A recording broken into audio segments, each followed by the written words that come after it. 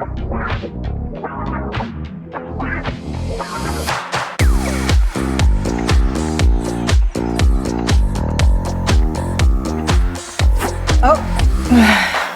well, we are back.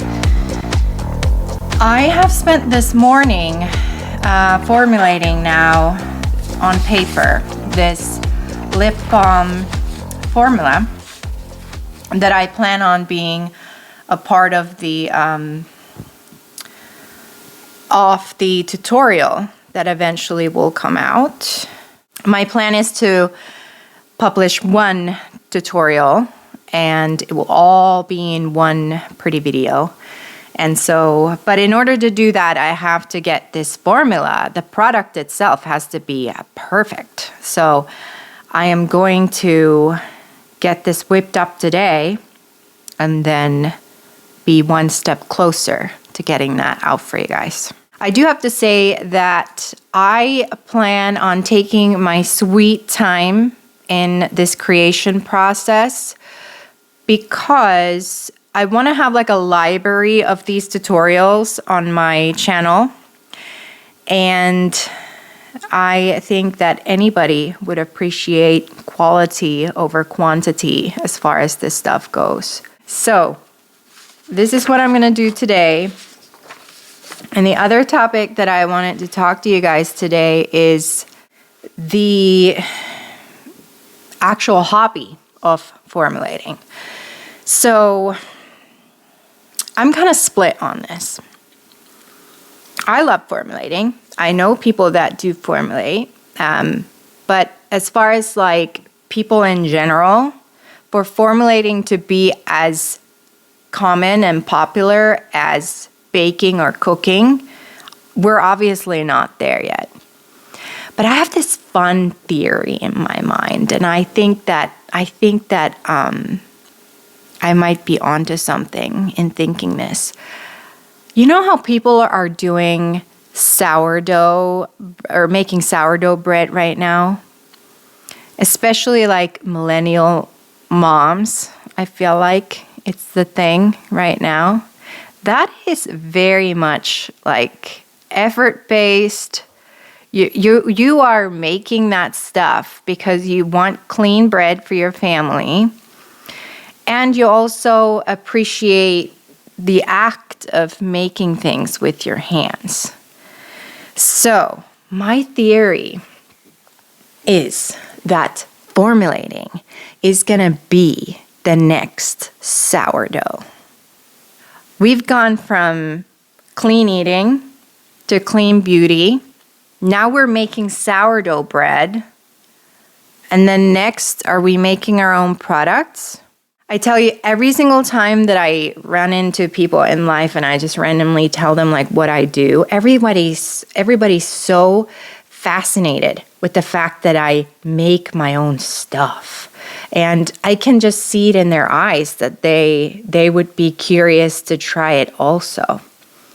So I'm excited. I'm just excited if even some of you give this stuff a try, because I think that we're going to start a movement here. And so, yeah, I just, that's where I see it going.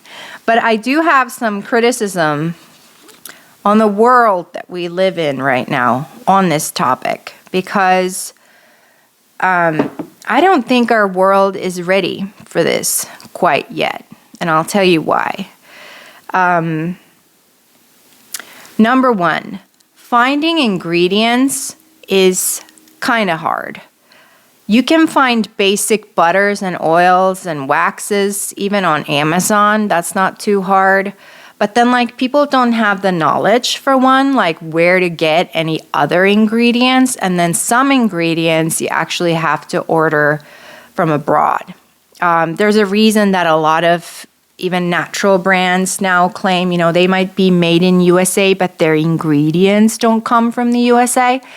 And that's why, because we don't, and I don't know if we ever will produce everything here. So that might never change. You might have to have a very specific kind of formula for it to be fully made in the USA, which would be cool. But besides the point, for the hobbyist formulator, it's not so easy to get your hands on this stuff. And there's also shipping fees that a lot of these other companies besides Amazon like to charge. So if you're just buying a couple things, it might be a little bit off-putting to put in that investment, especially if you're just starting out and trying to start something. So that's definitely a negative. And I hope that if this turns into more of a movement, that we can see this stuff. Wouldn't it be cool if stores started to have not just like oils for sale in the store for cooking, but if they had a section by the beauty aisles with ingredients for skincare making. I can see it. But we're far from that at the moment because not that many people would know how to prepare anything with any of it. But maybe someday. The other problem that I see in the world right now is that typically when you talk about DIY, you think, oh, it's cheaper that way. And let's say you are building something for your house versus paying a contractor to build it for you. Yes, it's probably cheaper for you to make it yourself. That's kind of like where our DIY mind often goes, is like home DIY or like little craft projects or something like that. Just the general idea is that DIY is cheaper. And while DIY is cheaper for skincare and hair care products when you make them yourself, when you have to buy a pound of an ingredient or even 8 ounces of an ingredient, it tends to not be anymore. It's a commitment. It will be cheaper if, let's say, you were to try this lip balm formula that I'll eventually get out as a tutorial, then get the ingredients for it, and then you kind of commit to making more lip balms going forward. Yes, it will bring down the cost of your lip balms versus what you would be buying from the store, especially the super clean kind that we will be making.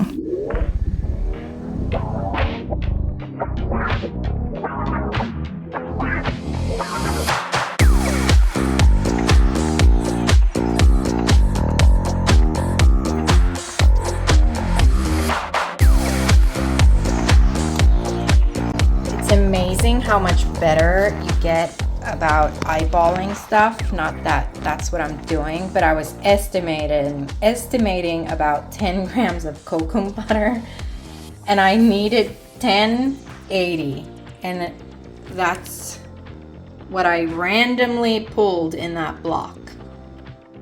I just realized I have the wrong wax out. I need Candelilla wax, not carnauba wax.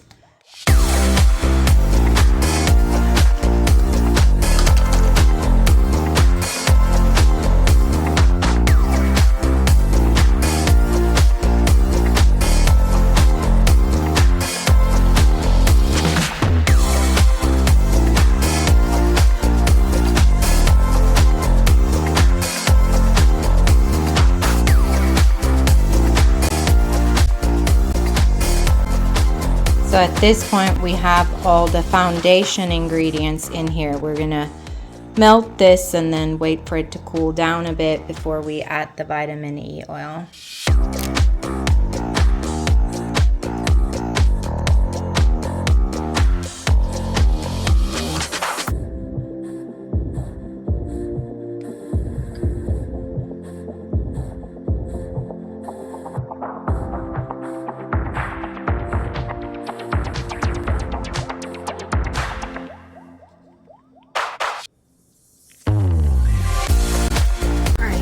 Pretty good.